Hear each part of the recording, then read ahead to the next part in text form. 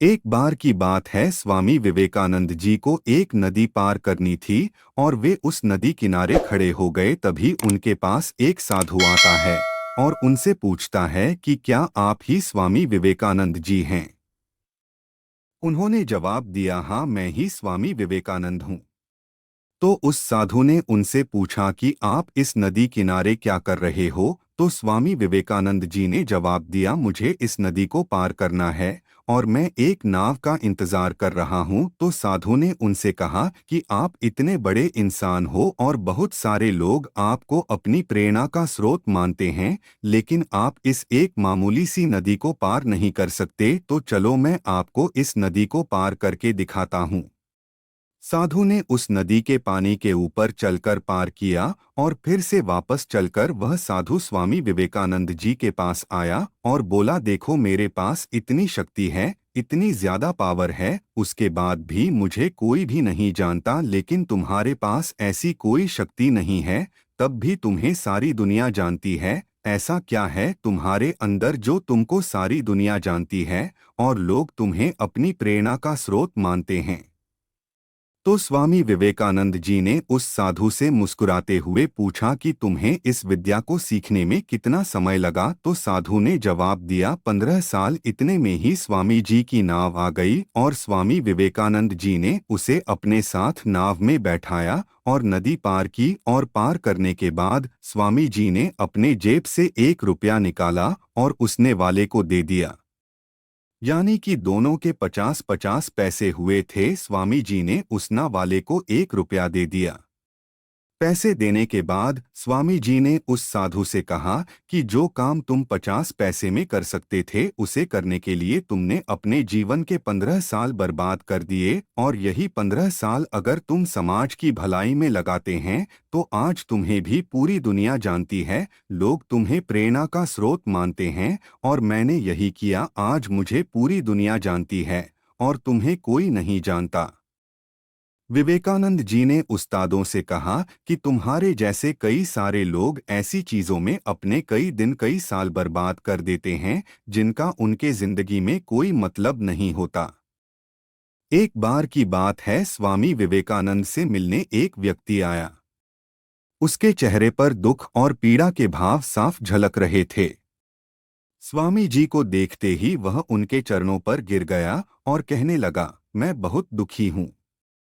मैं मेहनत में कोई कमी नहीं छोड़ता, इसके बावजूद कभी भी सफल नहीं हो पाया। स्वामी जी ने उसकी परेशानियों को समझ लिया। उन्होंने अपना छोटा सा पालतू कुत्ता उस व्यक्ति को सौंपा और कहा, तुम कुछ दूर मेरे इस कुत्ते को सैर करा लाओ, फिर मैं तुम्हारे सवालों के जवाब दूंगा। काफी देर तक वह व्यक्ति कुत्ते को सैर कराता रहा। बाद में जब वह कुत्ते को लेकर स्वामी जी के पास लौटा तो उसके चेहरे पर थकान के कोई निशान नहीं थे। लगता नहीं था कि वह मेहनत करके आया है। मगर कुत्ता बुरी तरह हांफ रहा था और थका हुआ लग रहा था। स्वामी जी ने उस व्यक्ति से पूछा, यह कुत्ता इतना हांफ क्यों रहा है? यह थका हुआ लग रहा है, जबकि तुम पहले की तरह ही ताजा और साफ सुथरे दिख रहे हो।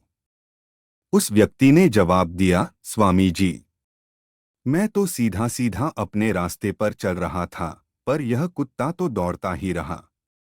यह गली के सभी कुत्तों के पीछे भागता और उनसे लड़कर फिर मेरे पास वापस आ जाता। हम दोनों ने एक समान रास्ता तय किया, पर इसने मेरे से कहीं ज्यादा दौड़ लगाई है, इसीलिए यह ज्यादा थक गया है। स्वामी जी मुस्कराए और कहा, यही तुम्हारे प्रश्नों का जवाब है। तुम मंजिल पर सीधे जाने की बजाय दूसरे लोगों के पीछे भागते रहते हो। उसमें तुम्हारी काफी ऊर्जा लगती है। रास्ता उतना ही तय होता है, पर तुम बुरी तरह थक जाते हो। स्वामी जी की बातें सुनकर उस आदमी की आंखें खुल गईं। विवेकानंद अपने गुरु से विशेष लगाव रखते थे। जब उनके गुरु रामकृष्ण परमहंस की मृत्यु हुई, उसके पश्चात उन्होंने अपने गुरु के कार्यों को आगे बढ़ाने, उनकी शिक्षा, उनके आदर्शों को जनवरी से जनवरी तक पहुंचाने का संकल्प लेते हुए विदेश जाने का निश्चय किया। वह आशीर्वाद और विदाई लेने अपनी माता के पास पहुंचे। माँ को अपने गुरु के उद्देश्यों को बताया। माँ ने अपने पुत्र तत्काल आदेश नहीं दिया। वह दुविधा में थी कि वह अपने पुत्र को विदेश भेजे या नहीं। वह चुपचाप अपने कार्यों में लग गई।